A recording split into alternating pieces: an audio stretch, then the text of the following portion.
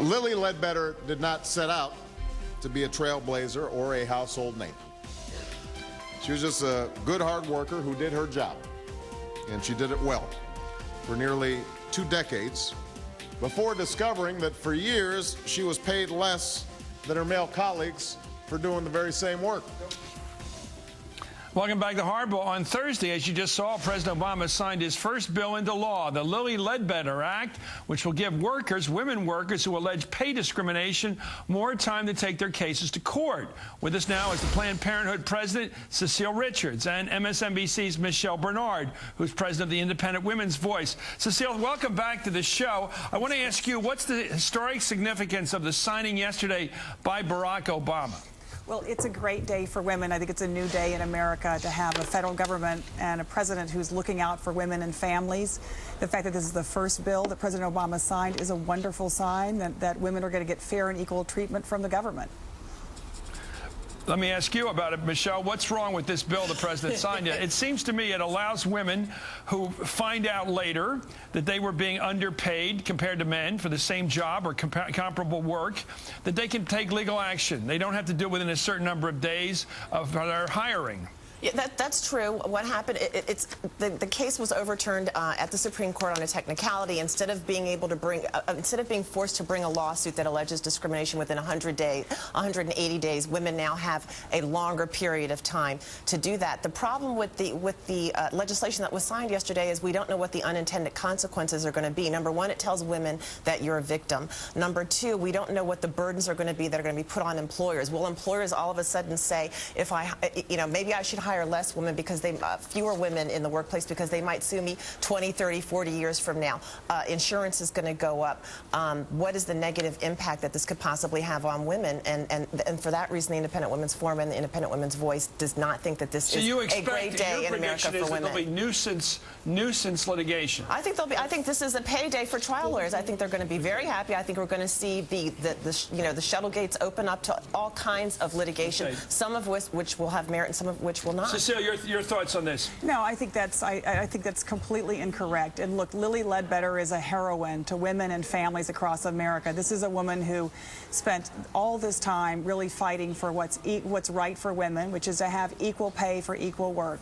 Women still in America, we've made great progress. We only earn 78 cents on the dollar to every dollar that a man earns. And I think it's time that, in fact, we be paid equally. And I think it's interesting because Lilly Ledbetter, of course, didn't do this for herself. She said she'll never see a cent out of this. So it wasn't about monetary gain. She said she did this for her daughters and for her granddaughters and for all women that will come after her. But see, the problem with that is that's a red herring.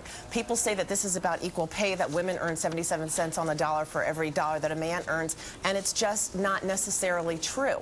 If you really go in and you do an analysis, there are a lot of reasons. Sex discrimination does exist. We're not saying that it doesn't exist, but there are a lot of reasons why women might earn less. If you decide that you're going to work for a nonprofit instead of working for a Fortune 500, you're going to earn less money. If you come out of the workforce for 10, 15, 20 years to raise your kids, you're going to earn less money. That's not sex discrimination. So to say that this bill is a champion of women's rights and the federal government is looking out for women, it's completely incorrect. It's just not true, and we do our daughters a disservice and our sons truly a disservice when we say that this is great Cecile, legislation. Is there pay discrimination afoot right now in this country between the sexes? Any woman who's worked in America knows that there's pay discrimination. And again, I think we've made enormous progress.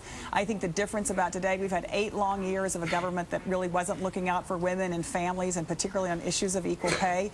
The great news is that President Obama has made a commitment, and now his very first bill that he signed said, in fact, equal pay for women is a priority, and particularly at a time in which our economy is so tough, very tough on women and families, we should be doing every single thing we can to make sure that women aren't losing any money out of their paycheck due to discrimination. And that's simply what this bill does. And I can't imagine that there's anyone in America that would oppose equal pay for equal work.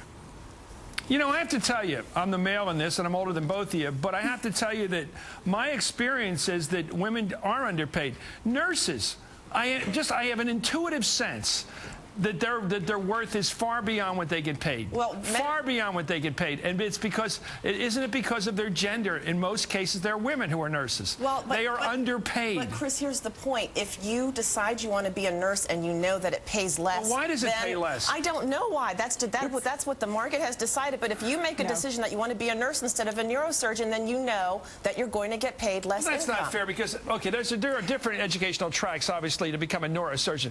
But a nurse to become a registered nurse takes a lot of years of education. You have to be really good at it, and the really good ones are unbelievable, and yet you can just tell they're underpaid. You just know it. Cecile, it's your argument here, not mine, but I just think it's intuitive. And by the way, one thing I learned in this last campaign is women my age do really feel they were screwed economically over the years. They really were. And you agree with that? That's absolutely true. So you agree with that? Chris, that's absolutely true. Well, I mean, it's true because not only are women's jobs traditionally have earned less, the point that you're making here, but when we say that women earn 78 cents on the dollar for every dollar a man earns, it's doing the same kind of work. So I'm sorry, the argument that's being made doesn't make any sense. And that was Lilly Ledbetter's case.